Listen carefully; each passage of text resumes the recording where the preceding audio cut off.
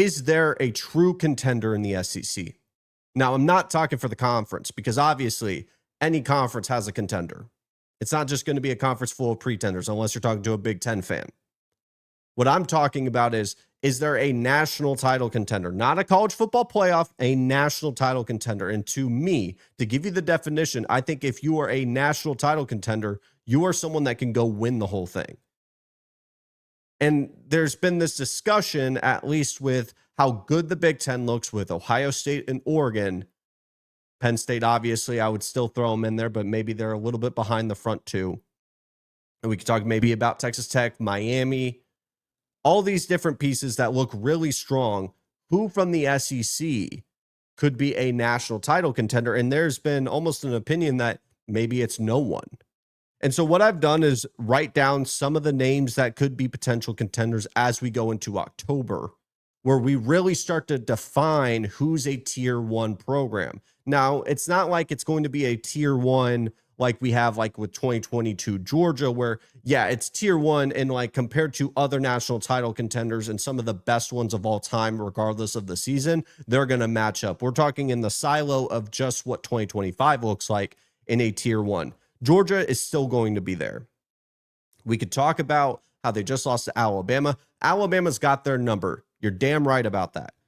But if my memory serves me correct, I believe they lost the turnover battle. They easily lost the third down battle. They lost the penalties and all these different areas and still was in a great position to win that football game. I still get the best coach in America with Kirby Smart. There's still a lot to like from them. Now, betting market, or if that game was hypothetically to come real between Ohio State and maybe Georgia, I lean Ohio State, and same for Oregon. I'm not even trying to compare those two, but to say there's a gap in tiers between them, I think that's a little disingenuous. I don't even think the teams from the other conferences in the ACC and the Big Ten, obviously not the Big 12, but don't disrespect Texas Tech because I do feel like they're going to show out a little bit against Houston. Bama is obviously another one where their talent is right there with virtually anyone in America. My questions with them we'll talk about in the Vanderbilt game. I'm curious if the way that they're getting third downs, is it sustainable? Because it's a unique way of doing it with the extension of the run game. But with how Ty Simpson is playing football, with the wide receiver core rivaling in Ohio State in terms of just talent and how good they've been playing, and the defense seeming to get better and better after each week. They got to taste their blood in the first week. Maybe that's the worst version of Alabama we'll see for the rest of the year. We'll find out this weekend against Vanderbilt. But to say that they're not a true contender that could match up with Ohio State and Oregon, I have to disagree there. Now, Texas A&M, the number 6 team in the nation, I have to be careful with my words here, right? Because as a Texas A&M fan, I have years and years and years of experience of not wanting to actually sip the Kool-Aid and start them in these conversations with these types of teams. But with how they've been winning games early in the season, winning a rock fight against Auburn, the defense was playing like their hair was on fire. But then you're able to go win a 40-plus point game in South Bend against Notre Dame. I would not put them in the same tier as those teams, to make it very clear. But top of tier 2 pretty easily. Now, if they're able to do their job against, say, Mississippi State, Florida, at Arkansas, you still have at Texas and at LSU, you still have South Carolina on the board. There's plenty of spots here where the old A&M could pop up. But there's also plenty of opportunity to showcase yourself as a different program. And if they're able to be a team that's able to get the job done against the teams that they need to be getting the job done, that's a tier 1 program. But that's a contender. I wouldn't put them as a true national title contender just yet. They're on the watch list, if that makes sense. With Georgia and Bama, I still think them as national title contenders because I could see either of them winning it all.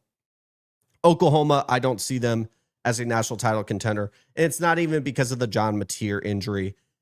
Is it going to be a situation where if John Mateer is playing football, he's the best guy that is on the football field every single time he steps on there? Understandably so, yes. And that's going to give you a chance and a puncher's chance in any situation. But in a college football playoff where you're playing more games than ever, I think that could be any given Saturday a win.